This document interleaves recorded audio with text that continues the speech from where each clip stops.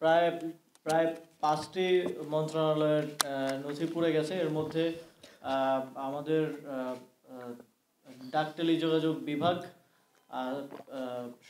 বিভাগ হচ্ছে আংশিকভাবে ক্ষতিগ্রস্ত হয়েছে। শ্রম ও কর্মসংস্থান মন্ত্রণালয় ক্ষতিগ্রস্ত হয়েছে।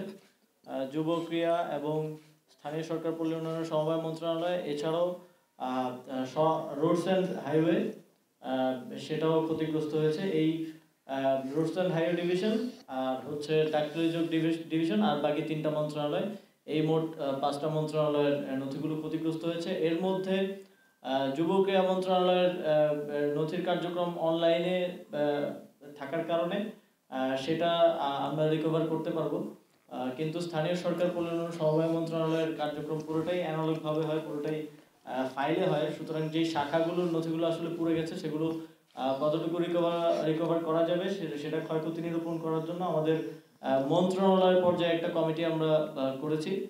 সেই কমিটি কাজ করে একটা রিপোর্ট প্রদান করলে আমরা বুঝতে পারবো যে আসলে আমাদের কি পরিমাণ ক্ষয়ক্ষতি হয়েছে, কোনটা রিকভারেবল আর কোনটা রিকভারেবল না। আমরা স্থানীয় সরকার বিভাগে আমি দায়িত্ব গ্রহণ করার পর আমরা কিছু অর্থনৈতিক অসঙ্গতি লক্ষ্য করেছি।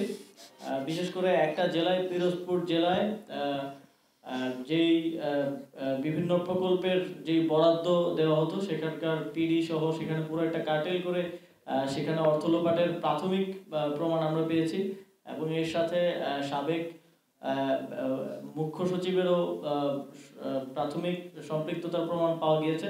সেটার বিস্তারিত তদন্ত এখনো চলছে। তবে সেটা আমরা প্রথমে ধারণা করেছিলাম যে সেই তদন্তের যেই ফাইলগুলো ছিল মন্ত্রণালয়ে সেগুলো ক্ষতিগ্রস্ত হয়েছে, কিন্তু যেহেতু পিরোজপুর জেলা পর্যায়ে সংগঠিত হয়েছে, জেলা থেকে আবার আমরা ফাইলগুলো রিকভার করতে পারবো। এখন আমাদের তদন্ত কর্মকর্তারা পিরোজপুরে আছেন। তো এই যে অর্থ লোপাটের যে বিষয়টা, এটাকে আমরা রিকভার করে আমাদের তদন্ত কার্যক্রম পরিচালনা করতে পারবো। মাননীয় উপদেষ্টা, আপনারা আজকে বলেছেন যে সরকারকে ব্যর্থ করে দেওয়ার জন্য একটি ষড়যন্ত্র